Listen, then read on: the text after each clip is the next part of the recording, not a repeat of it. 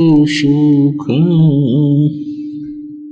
परम पिता परमात्मा सारी सृष्टि के रचने वाले कबीर देव कबीर साहिब अल्लाहु अकबर की असीम रजा से आप सभी पुण्यात्माएं इस शुभ समागम में उपस्थित हुए।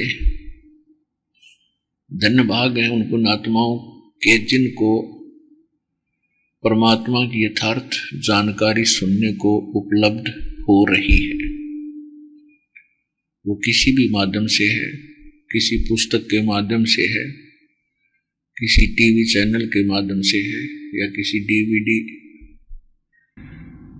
और मेमोरी कार्ड के माध्यम से आप तक पहुंच रहा है, या सत्संग आप सीधे सुन रहे हैं। इन सभी पुण्यात्माओं के विशेष पुण्य उदय हुए हैं, जिस कारण से आपको युगों उपरांत असंख्य जन्मों के बाद ये सच्ची कथा सुनने को प्राप्त हुई।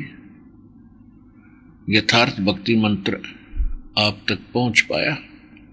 काल की सैकड़ों बाधाओं को तोड़कर परमात्मा ने आप तक अपना सच्चा ज्ञान पहुंचाया है। धन्य है आप और आपके माता पिता जिनसे आपका जन्म हुआ। प्रथम तो मनुष्य शरीर का मिलना बहुत ही दुर्लभ है। उसके पश्चात मनुष्य शरीर के अंदर परमात्मा की प्रेरणा होना, परमात्मा के पाने की तड़प बनना, ये और भी मुश्किल है।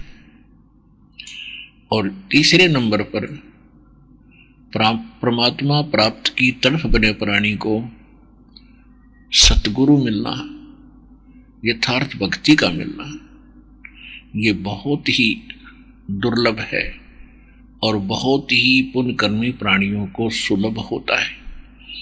आप उन पुण्यकर्मी प्राणियों में से हैं जिनको मनुष्य जीवन भी प्राप्त है, परमात्मा पाने की तरफ भी विद्यमान है, और इसी तरफ में आपको यथार्थ भक्ति, यथार्थ भगवान और यथार्थ अध्यात्म ज्ञान प्राप्त हुआ। ये कोई डूम बाट के गीत नहीं है, ये परमात्मा का बताया मार्ग है। इसको हृदय से लगाकर और मर्यादा में रहते हुए इस सत्य भक्ति की साधना अंतिम श्वास तक करना, आप सफल होगे, आपका परिवार सफल होगा, सुख होगा। इस गंदे लोक में भी आपको बहुत सुविधाएं भगवान उपलब्ध कराएगा और फिर सतलोक लेकर जाएगा। सत्संग इस कलयुग के अंदर सत्संग का मिलना बहुत मुश्किल है, और जो संत सत्संग करते हैं वो स्वयं भी भ्रमित हैं, क्योंकि उनके पास सत्संग नहीं है, और फिर उसके बाद उनके पास मोक्ष के वो मंत्र नहीं है जिनसे प्राणी का मोक्ष हो सकता है। तो आज वैसे तो सभी समागम अच्छे होते हैं जहाँ सत्संग हो। सत्संग का अर्थ होता है यथार्थ अध्यात्म ज्ञान का प्रचार। तब तक तो दोष था नहीं जब तक उनको ये ज्ञान नहीं प्राप्त था, क्योंकि काल ने सबकी मति बंद कर रखी है, सबकी बुद्धि पर पत्थर डाल दिए। परमात्मा आए हैं, उसके बाद हम प्राणियों की ये बुद्धि खुली है ये ज्ञान सुन के। तो जब तक इन संतों को ये ज्ञान नहीं था कि तुम गलत मार्ग दर्शन कर रहे हो, तो अब तो उनको तकरीबन सबको पता चल चुका है, क्योंकि बहुत वर्ष हो गए टीवी चैनल के माध्यम से, पुस्तकों के माध्यम से। कहते हैं जानबूझ साची तजय और करे झूठ तने, और वाह की संगत है प्रभु सोपन में भी नहीं दे। ऐसा नालायक आदमी जानबूझ के बकवाद गढ़े, अनजाने में पता नहीं किन किन पर गलतियां हुई हैं। हम सभी भ्रमित थे, और ज्ञान होने के बाद जानबूझ कर मिसगाइड करता है परमात्मा के बच्चों को। कहते उसके साथ तो स्वप्न में भी नहीं परमात्मा में कभी मिला है ऐसे निकम्मे आदमी से। तो पुण्यात्माओं, सत्संग यदि मिल जाता है, सत्संग सभी अच्छे होते हैं और सत्संग के अंदर पुण्यात्मा ही आ सकती हैं, अन्य यहाँ नहीं पहुँच पाते क्योंकि उनके भी संस्कार इतने अच्छे बने नहीं हैं। फिर भी आज का जो प्रोग्राम सत्संग प्रारंभ हो रहा है, समागम, ये एक विशेष दिन है इस दास के लिए। परमेश्वर की वाणी माता है कि जा दिन सतगुरु भेंटिए, 100 दिन लेखे जान, और बाकी समय व्यर्थ गया बिना गुरु के नाम। जिस दिन आपको दीक्षा प्राप्त होती है, या सच्ची दीक्षा, नकली गुरुओं से भी कोई लाभ नहीं, तो उस दिन आपका अध्यात्म जन्म होता है। बाकी का समय आपका व्यर्थ गया। जैसे पशु पक्षी ही भी अपने बच्चों की परवरिश के लिए अपने घोंसले गुफा बनाने के में ही अपना सारा जीवन व्यर्थ कर देते हैं, ऐसे ही हम और आप कर रहे थे जब तक गुरु नहीं मिले थे। तो आज ये समागम जो प्रारंभ हुआ है, ये फाल्गुन की अमावस्या, इस दिन इस दास को वो परम संत, वो हमारे दाता गुरुदेव मिले थे, उनसे ये दीक्षा प्राप्त हुई थी और उनसे आशीर्वाद प्राप्त हुआ था। उस दिन अंग्रेजी हिसाब से 17 फरवरी 1988 था और अपने देसी हिसाब से अमावस्या भी थी, फाल्गुन उत्तर के मध्य की जो अमावस्या होती है।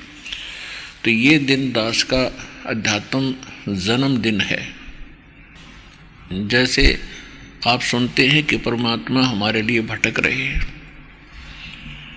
गोता मारूं स्वर्ग में, जा बैठूं पाताल, गरीब दास ढूंढता फिरूं मैं अपने हीरे मोती लाल। परमेश्वर कबीर देव जी ने अपनी प्यारी आत्मा गरीब दास जी को बताया। जब उन्होंने पूछा, परमात्मा आप कैसे आए इतनी दूर, हम नालायकों के लिए हमने कितनी गलती कर रखी है, अब भी आपको नहीं पहचान रहे हैं। तब उन्होंने कहा था कि गोता मारूं स्वर्ग में और जा बैठूं पाताल, गरीब दास में ढूंढता फिरूं अपने हीरे मोती लाल। आप उस परमात्मा के हीरे मोती लाल हो, आपको वो इकट्ठे करने पर लगा हुआ है, लेकिन आप अनजानपने में परमात्मा को ना पहचान कर इस काल के जाल में फंसे रह जाते हो। तो परमात्मा प्रत्येक युग में आते हैं, उसके साथ साथ अन्य समय में भी वो जब चाहे कभी भी इस पृथ्वी पर आ जाते हैं। वो परमात्मा कभी जन्म नहीं लेते, सहशरीर आते हैं, सहशरीर चले जाते हैं। एक जीवन प्रत्येक युग में एक जन साधारण की तरह वो जीते हैं, ये उनका नियम है। जैसे इसी कलयुग के अंदर विक्रमी संवत 1455 ज्येष्ठ सुदी पूर्णमासी सन 1398 को सतलोक से आए थे। एक बालक का रूप बनाया था, कमल के फूल पर विराजमान हुए थे। वहाँ से नीरू नीमा नाम के दुल्हा दंपत्ति निसंतान थे, वो घर ले गए थे। और उसके बाद वो परमात्मा धीरे धीरे बड़े हुए, अपनी लीला प्रचार अपने में बाहर छोटी मोटी झोंपड़ी डालकर एक गुरु रूप में रहा करते थे, क्योंकि यहाँ पर 2 शक्तियाँ काम कर रही हैं। एक तो जो काल है, इसको शैतान भी कहते हैं, और दूसरा दयाल है, वो कबीर भगवान है, सत्य पुरुष है। हम सत्पुरुष के बच्चे हैं, सत्पुरुष की संतान हैं। चींटी से लेकर हाथी तक, रंग से लेकर राजा और देवताओं तक, और वो हमारे लिए भटक रहे हैं। हम इस झूठे सुख को सुख मानकर अपना जीवन इसी में व्यस्त किए हुए हैं। तो वो परमात्मा कहीं भी आकर के ऐसे रहा करते थे, ज्ञान सुनाते थे। तो यहाँ दो शक्तियाँ हैं। ये काल चाहता है कि इनको यथार्थ ज्ञान ना हो, भगवान की जानकारी इनको सौंपन में भी ना हो।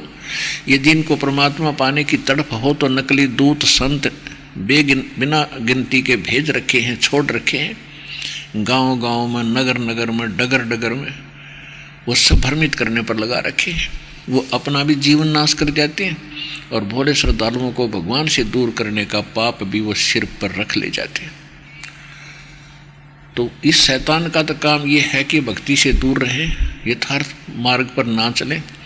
और परमात्मा की ये कोशिश रही है कि इस कलयुग के पीक टाइम तक, प्राइम टाइम ये जो चल रहा है पिछली पीढ़ी का, यहाँ तक इस भक्ति की आस्था, भक्तों के अंदर भगवान की आस्था बनाए रखूं, ताकि इनमें तड़फ बनी रहे और उस कलयुग के उस समय में ये मेरे पास आवें और इनका कल्याण हो सके।